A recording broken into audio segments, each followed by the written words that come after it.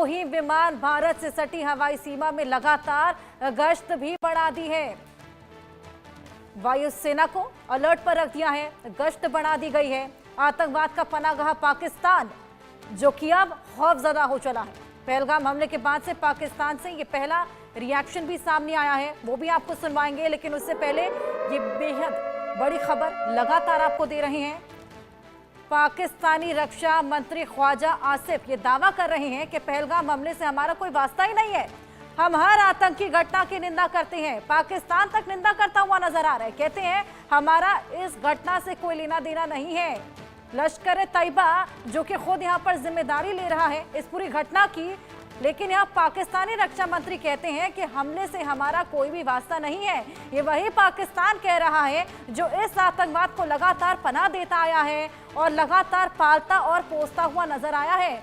अब खुद भी यहाँ पर इस आतंकवाद की मार झेल रहा है और भारत में जो किया पाकिस्तानी आतंकवादियों ने वो बेहद निंदनीय था।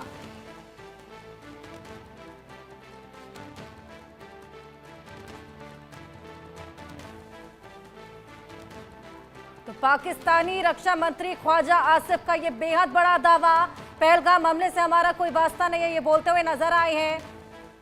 पल्ला झाड़ लिया है अपना इस पूरे हमले से। जो हमला, जो कायराना हरकत यहाँ पर हुई थी लश्कर तैयबा ने जो टीआरएफ से करवाई, टीआरएफ जो कि इससे पहले भी कई हमले करता हुआ नजर आया है, जो कि लश्कर से जुड़ा ही हुआ है, ये बेहद बड़ी घटना को अंजाम दिया है। मुंह तोड़ जवाब यहाँ पर अब देना बेहद ज्यादा जरूरी भी हो गया है। हमारे साथ राकेश कुमार सिंह मैनेजिंग एडिटर जुड़ गए, उससे और जानकारी लेंगे। राकेश जी, जिस तरीके से लगातार हम देख रहे हैं एलओसी पर घुसपैठ की कोशिश की जा रही है, फायरिंग वहां से देखने को मिल रही है, तो क्या किसी बड़े हमले को अंजाम देने की कोशिश है जिसको इस तरीके से छुपाया जा रहा है, ध्यान भटकाया जा रहा है? देखिए, साफ तौर पे पाकिस्तान को ये डर सता रहा है कि कहीं ना कहीं बालाकोट जैसा जो है भारत की ओर से जो है इस पर प्रतिक्रिया ना है। और जिस तरह से जो वहां के पाकिस्तान के रक्षा मंत्री ख्वाजा आसिफ का बयान है कि इससे कोई लेना देना नहीं है, इसका मतलब साफ है कि पाकिस्तान में डर का माहौल है। पाकिस्तान के हुक्मरान इस बात को लेकर परेशान है कि जिस तरह से पहलगाम में जो बड़ा हमला हुआ है उसको लेकर भारत में, पूरे देश में जिस तरह से गुस्सा है और इसका डर जो है पाकिस्तान को सता रहा है। पाकिस्तान, आपने देर रात देखा था कि उनके बंकर में जो उनके सैनिक छिपे हुए थे, तो ये साफ तौर पर पाकिस्तानी रक्षा मंत्री ख्वाजा आसिफ का बयान ये साफ दिखाता है कि पाकिस्तान पहलगाम में तो उससे प्रतिक्रिया होता है कि भारत की ओर से कोई प्रतिक्रिया ना हो, इससे पूरी तौर पर डरा हुआ है। बिल्कुल, जम्मू कश्मीर के पूर्व डिप्टी सीएम कविंद्र गुप्ता भी हमारे साथ जुड़ गए हैं, उनसे भी बातचीत करेंगे। कविंद्र जी, जो कल हुआ वो बेहद शर्मनाक था, बेहद घटिया करतूत कल देखने को मिली है। मुंह तोड़ जवाब इसका देना अब बेहद ज्यादा जरूरी हो गया है।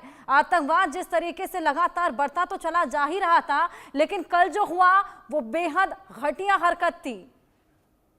देखिए, ऐसा है कि हमारे सुरक्षा बलों ने पहले ही अपनी जानों पर खेल करके एक यहाँ पर माहौल को साजगार किया था, इसमें दो राय नहीं है।